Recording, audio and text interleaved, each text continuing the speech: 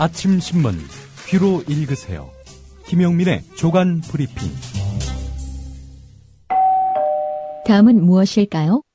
겨울밤 야식으로 숙취와 감기 예방에 좋은 과일입니다. 겉은 쫄깃하고 속은 부드럽고. 정답! 반건씨? 네, 맞습니다. 국민TV조합원 청도님이 직접 수확한 진시황 반건씨. 연말연시 명절에 선물 고민하지 마세요. 최고의 선물 반건씨로 끝내세요.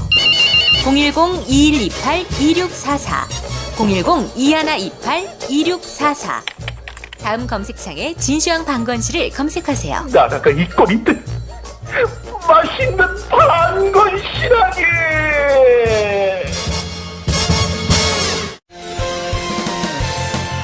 학교폭력 예방 앱 스마트 보디가드. 스마트폰 왕따 문자 등 사이버 학교폭력이 6배 이상 늘었습니다.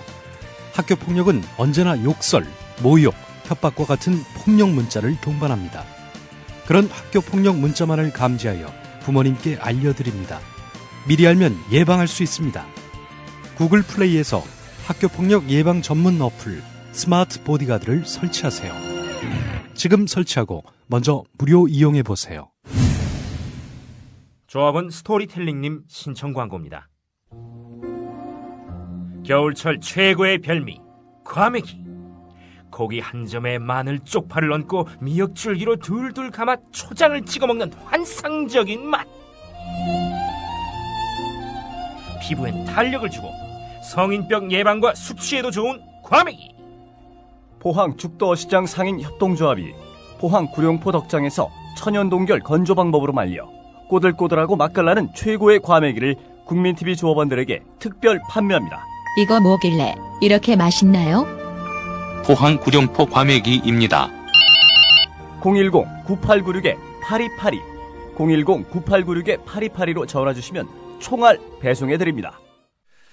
네, 오늘 아침 신문들 어떤 뉴스에 주목하고 있는지 김영민 PD와 함께 알아보겠습니다. 안녕하세요. 네, 안녕하십니까. 네, 어떤 신문부터 볼까요? 한겨레 일면부터 보겠습니다.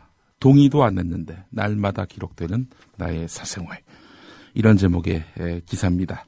개인정보도 인권이다. 이 기획기사 두 번째 편인데요. 이런 사례를 소개해드리겠습니다. 22살 대학생 정모 씨 이야기입니다. 최근까지 서울 관악구의 한 여성 전용 원룸에 살았습니다. 여성이겠죠? 건물 입구에는 CCTV가 달려 있었습니다. 자, 그 일이 있기 전까지는 사실 이 CCTV가 크게 신경 쓰이지 않았고요. 도리어 또 든든하기까지 했었습니다. 자, 건물 주인 아저씨가 부모님이 연애 사실을 알고 있느냐?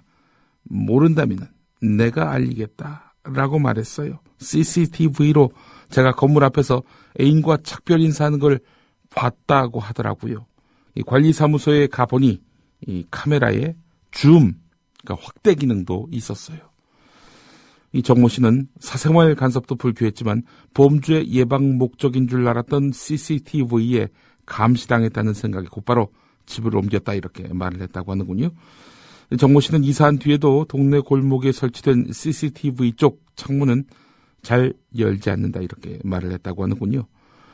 나도 모르게 수집된 내 정보를 통해 어떤 행동을 유도받거나 원치 않는 결정을 해야 한다면 내 정보를 내 뜻대로 지키는 데 실패한 것입니다. 이런 정보인권 침해 결과로 흔히 금전적, 정신적 피해만 떠올리지만 그렇지 않아요. 이 정모 씨의 사례처럼 사실상의 감시로 이어질 수 있다는 겁니다. 국가와 기업의 차원으로 확대해보면 그 결과는 더욱 심각해진다는 건데요. 사소한 듯 보이는 각종 개인정보의 무단 수집, 이용을 방관하게 되면 공권력과 기업의 시민 감시가 강화될 수밖에 없다는 겁니다. 전문가들은 정보인권 침해는 표현의 자유, 사상, 양심의 자유, 형사 절차상의 권리 등 다른 기본권 위축으로 이어지기 마련이라고 지적합니다. 수사 명목을 이유로 통화 내역 들여다보고 휴대전화 실시간 위치 추적도 가능하고 이거 범죄 예방을 넘어서 일상의 감시로 이어질 공산이 크다는 거지요. 한상희 건국대 교수는 감시 사회는 사람들로 하여금 감시 주체의 의지에 따라서 훈육되거나 혹은 그에 맞춰 생활하게 만든다는 점에서 정보인권은 인간의 존엄과 가치 그 자체와 직결되는 권리다 이렇게 말을 했습니다. 이 말이 좀 어렵긴 합니다만은 단적인 예를 들자면 제 주변에 어떤 지인이 있습니다. 이분은 이 방에 도청장치가 달려있다. 네. 그래요. 그래서 나가서 얘기하죠. 나가서 얘기했죠. 나가서 얘기를 하니까 갑자기 이분이 안 돼. 걸어가야 돼. 왜냐하면은 이 전봇대에 도청장치가 달렸을지도 모른다. 이 실외긴 하지만 이 도청장치가 요즘 너무 잘 돼 있어가지고 이 사소한 소리까지 다 이렇게 녹취가 가능하다. 네. 그래서 온 동네를 돌아다니면서 대화를 할 때 정말 그런 경우도 있고요.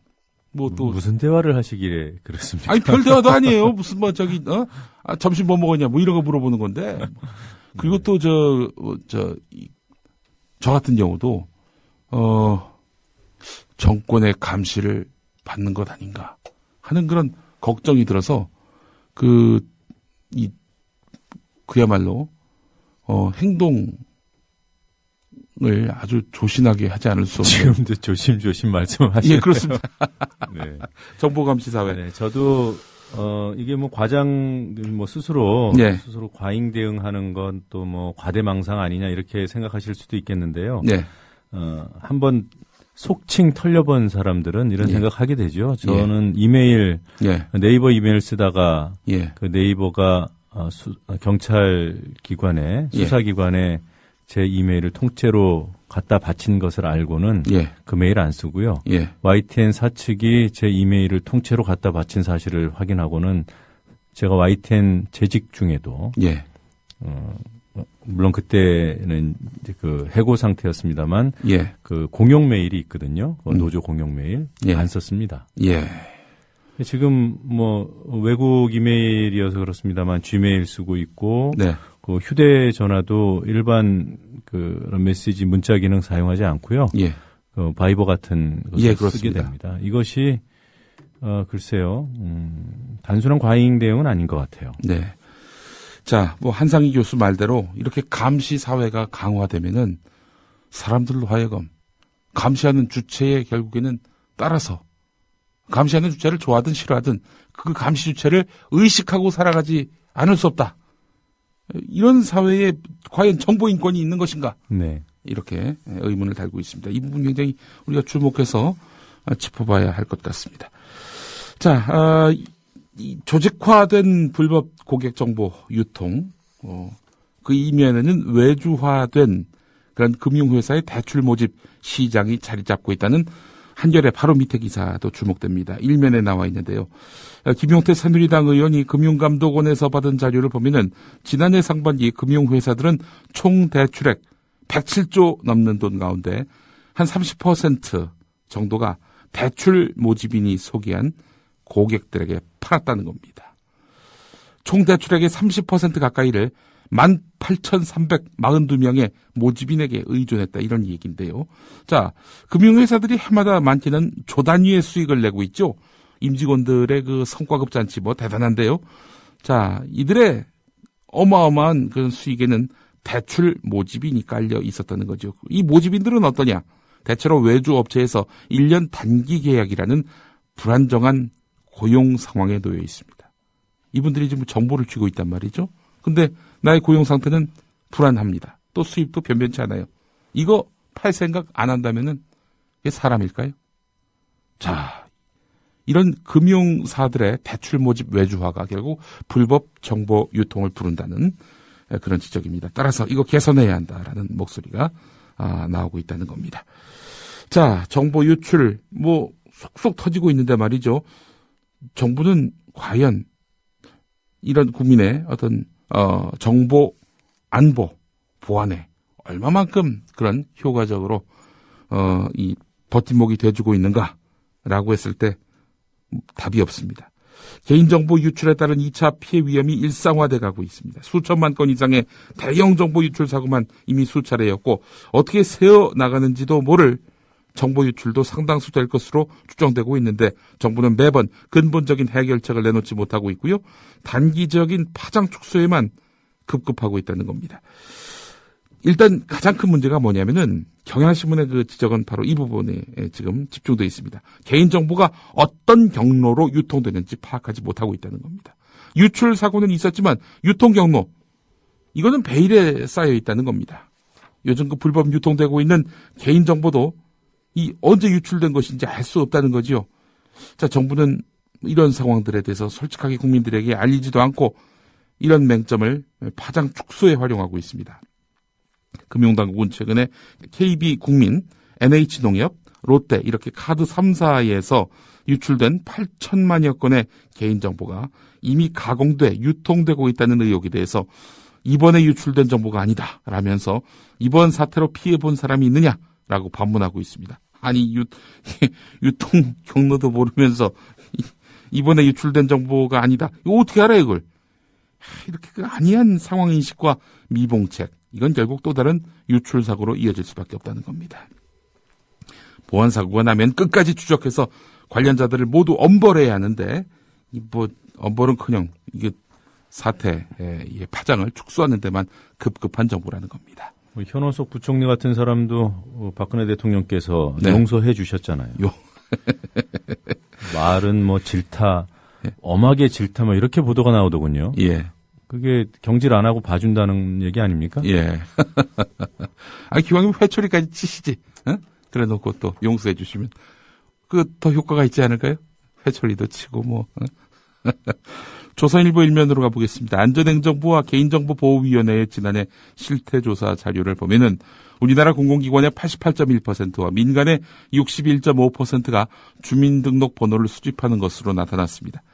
자, 공공 분야는 그렇다 치더라도 민간 분야, 각종 인터넷 사이트 가입되는 물론이고 PC방 회원 가입, 꽃배달 서비스 등록, 동창회, 사실상 모든 분야에서 주민등록 번호를 수집하고 있다는 겁니다. 공공기관 역시 마찬가지여서 주민등록번호 수집 이용을 허용하는 법령은 시행령과 시행규칙을 포함해서 모두 866개 이르는 것으로 나타나 있습니다. 우리의 박근혜 대통령은 어떤 입장이냐? 우리는 주민등록번호가 광범위하게 사용되고 있어서 한번 유출되면 그 피해가 2차, 3차 피해로 확산될 위험이 있다면서 주민등록번호 요구 관행에 문제를 제기했습니다. 그 주민등록번호를 만든 분이 바로 본인의 아버지죠. 예. 그거 알고 계시나 모르겠습니다. 그거 알고 있겠죠, 예.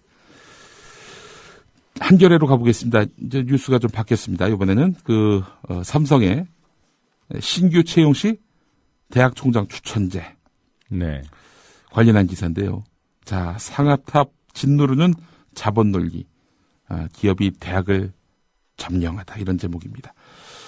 다른 신문들은 삼성의 신규 채용 시 대학 총장 추천제, 이것에 따른 이 대학 총장 협의체의 불만, 또 일부의 비판만 전하고 있는데요.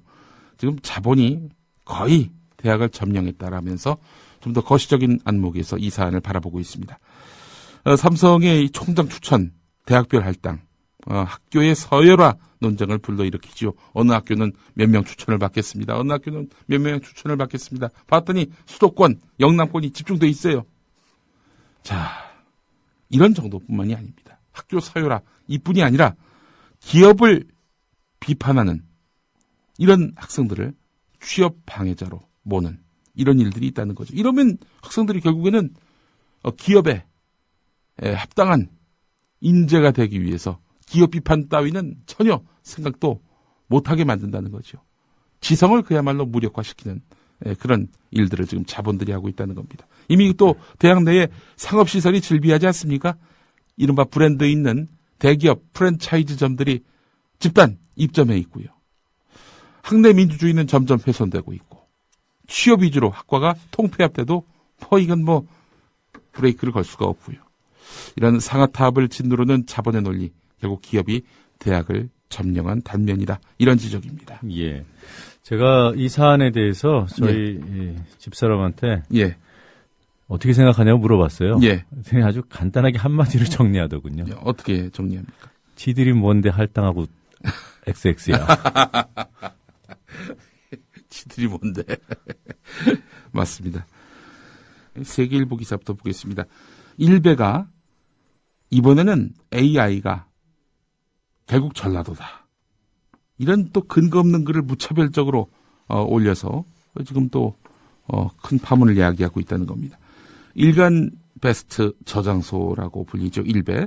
일베 게시판에는 전북 고창에서 AI 발병 사실이 알려진 후 전라도 국민 여러분 안녕하십니까? 라는 글이 게재됐는데 지금 이 시간 대다수의 국민은 전라도 때문에 안녕하지 못하다.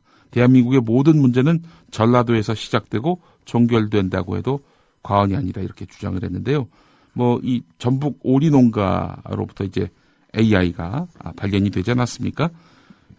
이걸 또 전라도 책임론이라고 이렇게 말하고 있는데 미친놈들이죠. 이게 한마디로 얘기해서. 이거 무슨 논리적으로 반박할 여지도 없는 이런 미친놈들을 도대체 어떻게 아유 진짜 이거 응? 자, 경향신문 기사로 가보겠습니다. 5.18 광주 민주화 운동을 비하했던 이런 일베 회원에 대한 첫 재판이 있었습니다. 5.18 광주 민주화 운동 당시에 오빠를 잃은 김문희 씨가 이제 법정에 나왔는데요. 총칼에 맞서 민주주의를 외치다가 억울하게 돌아가신 분들을 어떻게 홍언이 택배니 이런 걸로 비할 수 있습니까? 라면서 재판부를 향해서 민주주의를 지키다 숨진 분들의 넋을 모독한 피고인을 엄벌에 처해달라 이렇게 울먹였습니다. 피고가 이 광주에서 재판을 받아야 하는데 말이죠. 본인이 사는 곳에서 재판받겠다 해가지고 대구지법에 가서 재판받고 있는 거 아니겠습니까? 20살 양모 대학생이라고 하는군요, 이 친구가. 자, 재판장도 피고인에게 당신의 가족이 이런 일을 당했다면 어떤 심정이겠느냐? 피고인은 법적 윤리적으로 지탄을 받아 마땅하다 이렇게 질책을 했습니다. 아직 판결이 나기도 전인데 재판장이 아주 준엄하게 피고인에게 그야말로 일침을 가했습니다. 검은색 뿔테 안경을 쓴 피고 양모 이 친구는 검사의 공소 사실을 인정하느냐는 판사의 질문에 고개를 떨군 채 모두 인정한다라고 답을 했는데 국선 변호인을 선임했다고 하는군요. 2차 공판은 오는 3월 17일 대구지법 서부지원에서 열릴 예정입니다.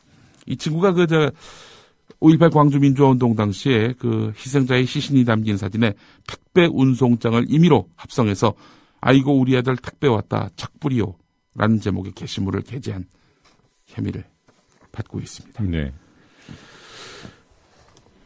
경향신문 기사 보겠습니다. 코레일이 올해 442명 감원 계획을 세웠다는군요. 코레일이 올해 그 영업 흑자를 달성하기 위해서 철도 운임 5% 인상과 440여 명의 인력 감축 방안 등을 세운 것으로 확인이 됐다는 겁니다. 수서발 KTX 법인 분리 후에 코레일도 운임 인상, 인력 감축, 적자 노선 감축에 본격적으로 착수할 것임을 예고한 것이다. 이렇게 볼 수 있겠습니다. 자, 하여간 민영화로 가는 길을 그대로 지금 예상대로 또 수순대로 밟아가고 있네요. 보니까. 예. 한겨레 신문을 보니까 아주 눈이 버득 뜨이는 기사가 있어요. 이것도 혹시 서울 서대문구 신촌에 공화국이 세워진다 이런 제목입니다. 물론 공화국이라는 표현 앞에 이런 따옴표가 달려 있습니다. 직접 민주주의를 실천하고 다양한 문화적 상상력이 실현되는 공간을 꿈꾸는 모임인데요. 문화행사뿐만 아니라 청년 창업과 주거 문제 등을 폭넓게 논의하고 운동해 나가려는 취지인데 신촌 지역 문화사회단체 그리고 개인들이 모인 신촌공화국 건국준비 모임, 신촌공화국 국민을 모집하는 공고문을 페이스북에 올렸다고 하는군요. 세금은 10만 원이고요. 전체 회의로 용처를 어떻게 쓸지 결정한다 이렇게 말하고 있는데 이게 무슨 국가를 만든다 이런 의미겠습니까? 이 공동체를 만들기 위한 마을을 만들기 위한 그런 운동으로 보입니다. 청년 창업자, 상인 등에서 폭넓게 국민을 모아서 30명 정도가 모이면 임시정부를 꾸리고 4월 19일쯤에 정식으로 건국할 예정이라고 밝혔네요. 아이고 이 사람들 위험하게 왜 이래? 단체 이름이 공화국이군요. 네. 그렇습니다. 공화국은 사실 우리나라 헌법 체계에서 인정한 국가의 어떤 형식 아닙니까? 그런데 공화국이라는 말을 썼다고 그걸 종북이다 이렇게 몰아세운 보수 인사도 있었어요. 그래요?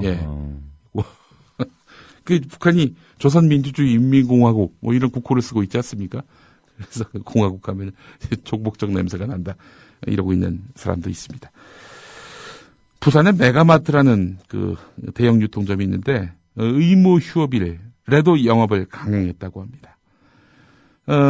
이런 심산이었다고 하는군요. 그깟 과태료 3천만 원 내고 설 대목에 한몫 잡자. 예. 부산 수영구 남천동에 있는 메가마트. 동래점, 남천점. 그렇게 정상 영업을 강행했다고 합니다. 한겨레 12면도 보겠습니다. 이 전라남도 22개 시군 가운데 12곳 걱정입니다. 이 농어촌에 또 이제 산모들이 분명히 있을 텐데 이분들이 산부인과가 없어서 이 응급 상황이 발생했을 땐 그야말로 목숨을 건 그런 이 도시 이동을 하는데요. 뭐 이동하다가 구급차 안에서 출산하는 경우도 적지 않다고 합니다. 분만실까지 1시간 넘게 걸리는 경우 있다고 하는데요. 의사도 없고 시설도 크게 미비하고 이런 곳에 공공의 어떤 재원이 투여돼야 하는 거 아니겠습니까? 네. 이런 공공의 재원을 투여할 생각은 안 하고 의료 민영화를, 의료 영리화를 구성하고 있는 정부를 보면은 참, 아이고, 그렇습니다. 이 공화국 정부가 필요하다 이런 생각을 또 해보게 됩니다. 이 중앙일보에 아주 정말 이 뭐랄까요, 아주 정말 속 보이는 편집을 개탄하면서 오늘 마무리할까 합니다. 이석기 의원 재판이 있었는데 지금도 대남혁명 꿈꾸나 이에 대해서 이석기 의원이 아무 말도 안 한 걸로 되어 있습니다. 대한민국 정부를 인정하는가? 라고 했을 때 또 이석기 의원은 아무 말도 안 한 걸로 되어 있습니다. 이 제목만 보면은 대남혁명을 꿈꾸고 있다. 대한민국 정부를 인정하지 않는다. 이런 이석기 의원의 어떤 속내가 있는 것처럼 느껴지지 않습니까? 근데 이석기 의원은요, 이 질문을 지금 검사가 했거든요. 검사의 그 어떤 질문에도 답을 안 했습니다. 이 한 200여 가지 되는 질문 됐는데 아무 답도 안 했어요. 아무 답도 안 한 거면은 제목은 이렇게 뽑아야지. 이석기 검찰신문에 응하지 않아. 이렇게 뽑아야 되는데 지금도 대남혁명 꿈꾸나? 대한민국 정부 인정하나?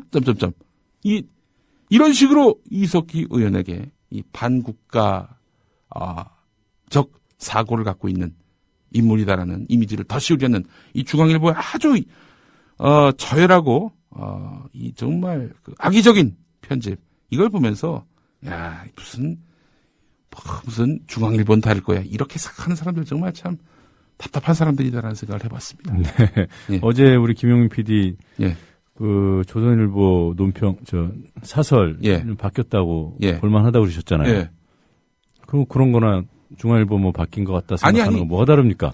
조선일보가 좋아졌다가 아니라 옛날 같이 꼴통은 아닌 것 같다. 왜 이러지? 이상하다. 이 얘기하고 그 얘기는 같지가 않죠. 예. 기사에 따라서 뭐 어떤 신문이든 예.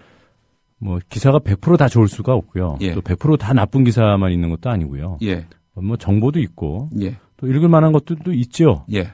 그런데 중요한 기사에서 중요한 현안에서 왜곡하고 과장하고 예. 편파적으로 보도하니까 문제인 거죠. 그래서 예. 사실 사안 하나하나만 보고 따지긴 좀 어렵고요. 예. 사설 하나가 좀 바뀌었다고 그런 판단하는 건 저는 위험하다고 생각합니다. 네. 한 언론사를 판단하려면 그 예. 조직을 봐야 된다고 생각해요. 예. 어떤 특정인 몇 명이 아니라 예. 그 조직이 건강하게 돌아가는가. 예. 제작의 취재 보도의 자율성이 어느 정도나 보장되는지 그리고 편집의 그 일선 언론인들 기자 PD들의 자율성이 어느 정도 보장되고 있는지 예. 그걸 가늠해야 된다고 봅니다. 예. 동의합니다. 네. 예.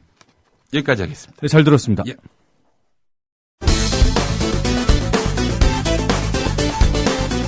(23일) 오후 국회에서 열린 정무위원회 전체 회의. 정호준 민주당 의원과 최수현 금융감독원장 사이의 일문일답. 2차 피해가 없다 이런 말씀을 지금 계속 하시는데 정말로 2차 피해 가능성이 없다고 단언할 수 있습니까?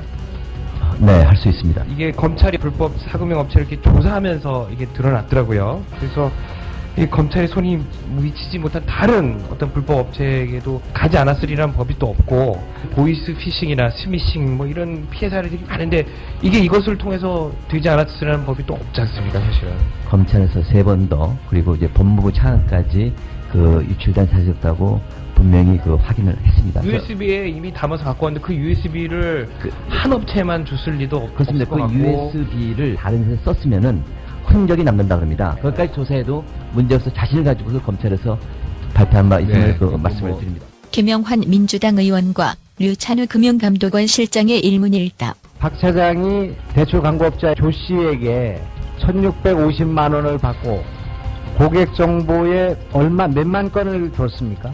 박시우 차장이 3개 카드사에서 빼낸 정보 중에서 농협 NH 농협 카드와 KB 국민 카드로부터 빼낸 자료 약 8천여만 건은 바로 그 다음에 대출 광고업자인 조민재 씨에게 전달이 됐고 그 중에서 100만여 건이 대출 모집인에게 전달됐습니다. 대출 광고업자가 대출 모집인 이 씨한테 100만 건 줬습니다. 그리고 얼마 받았냐면 2,300만 원 받았죠. 8천만 건을 받아가지고 100만 건을 2,300만 원 주고 팔고 1년 동안 그대로 가지고 있었다. 이 말을 믿을 수가 없다고 생각합니다. 정보 유출이 이것밖에 없었다는 말에 대해서도 이해할 수가 없고 이게 납득이 가지 않는 수사 결과이고요.